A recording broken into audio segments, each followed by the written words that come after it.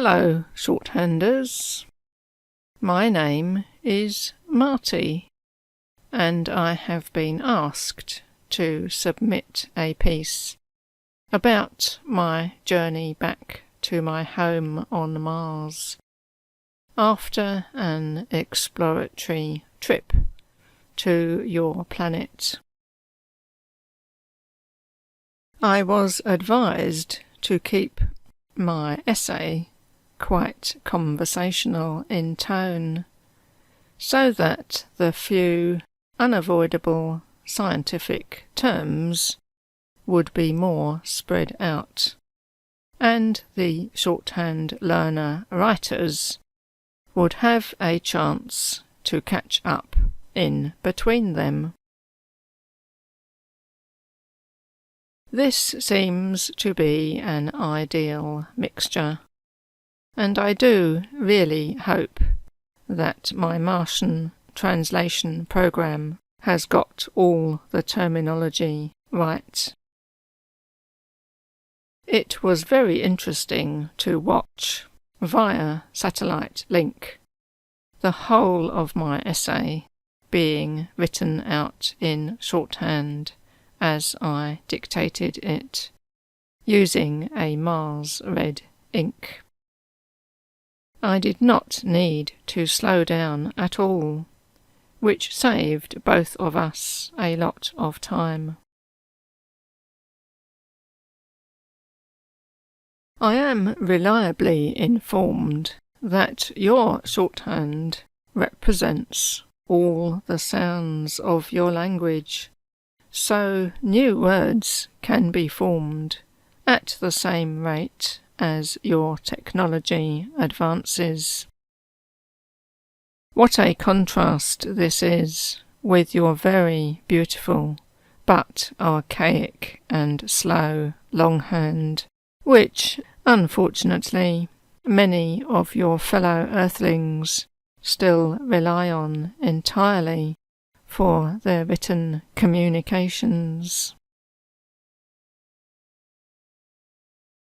We on Mars look on rather wistfully at your beautiful blue and green watery world, with all its plants, flowers, fruits and animals, and mostly pleasant weather.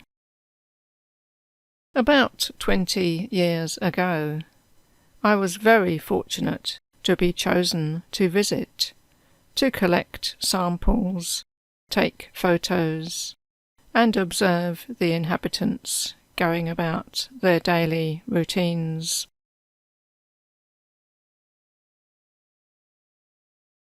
I kept out of everyone's way, made sure I was not recognised, and, most importantly, did not contravene any of your mutually agreed civilization, survival customs, which I think translates as laws, directives, and commandments.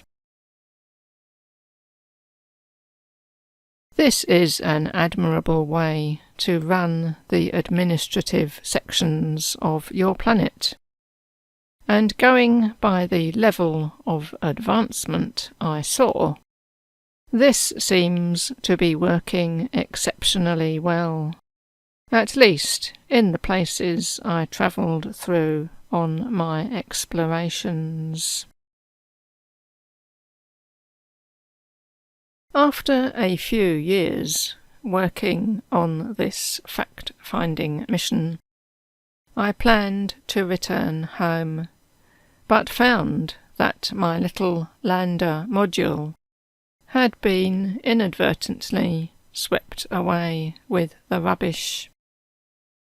It was so tiny compared to your own machines that no one recognised it as a one-person spacecraft from another world.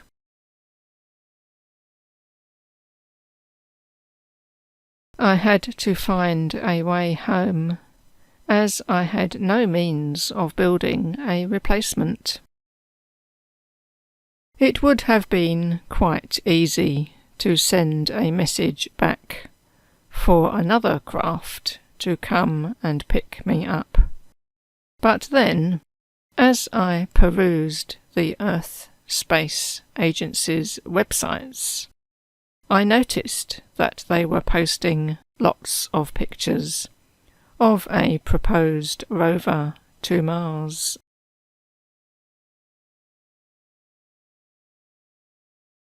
It occurred to me there were lots of unused spaces in the vehicle box where I could possibly gain permission to stow myself. I still had my deep space survival suit to see me through the long journey, and in return for this free ride, I could keep an eye on the equipment to ensure it did not get damaged. My proposal was successful, and I settled down for the half-year journey home. At last, good old Mars came into view. The gleaming circular capsule was released into the atmosphere, and we were finally on course towards a sandy plain quite near to my home settlement.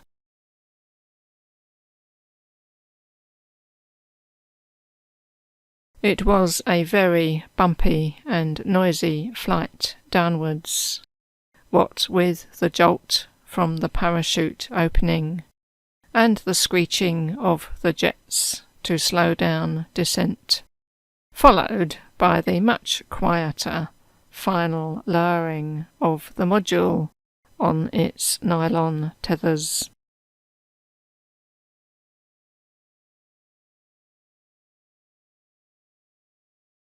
The rover was encased in a pyramid-shaped protective cocoon covered in balloons on all sides, which bounced along the ground for a very long time in the low gravity. It eventually came to a halt, and the balloons deflated.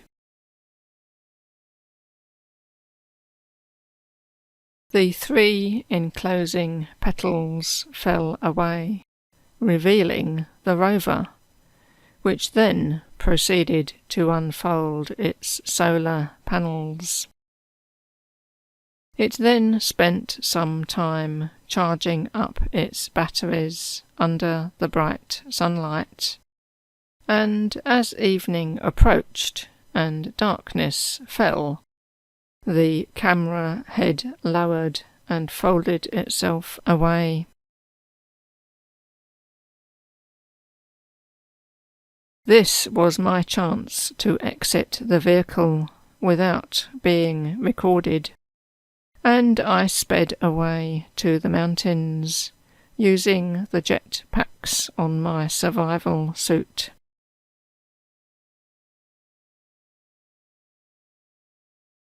I arrived at my neighbour's apartment within the hillside and spent the night there recovering from the journey, and also having a debrief chat with my superiors over at Mission Control Headquarters on Rocky Mountain. Next day, we had the fascinating experience of watching the rover leaving its platform, unfolding and swivelling its wheels, and going on little journeys over the sand, taking photos and obtaining rock samples.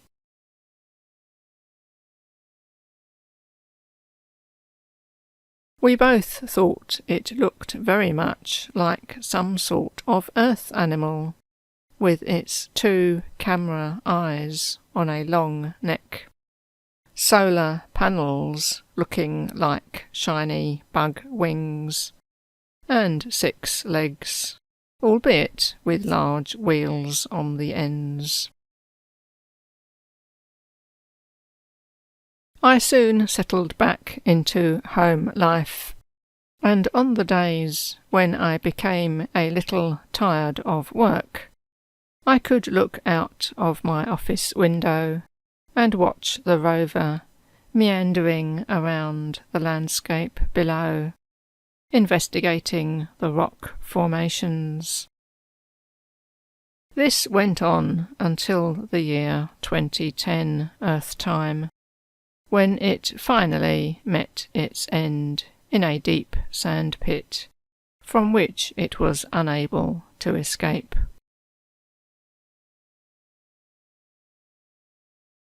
This was indeed somewhat saddening, but we continued to follow the antics of the subsequent rovers as they arrived from time to time. All the children get very excited when there is another notification of an Earth rover approaching Mars, and all our cameras and telescopes are aimed at the anticipated landing site. The whole thing is a wonderful educational experience for our young ones.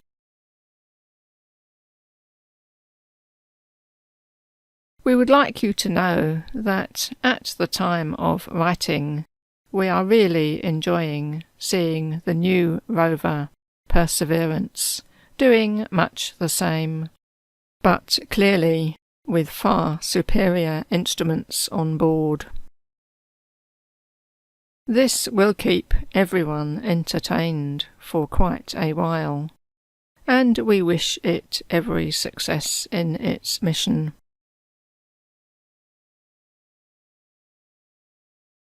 By the way, you can see my return journey home and the bumpy landing on the sandy plain in the exciting close detail video recreation produced by your space agency people using the Earth link below.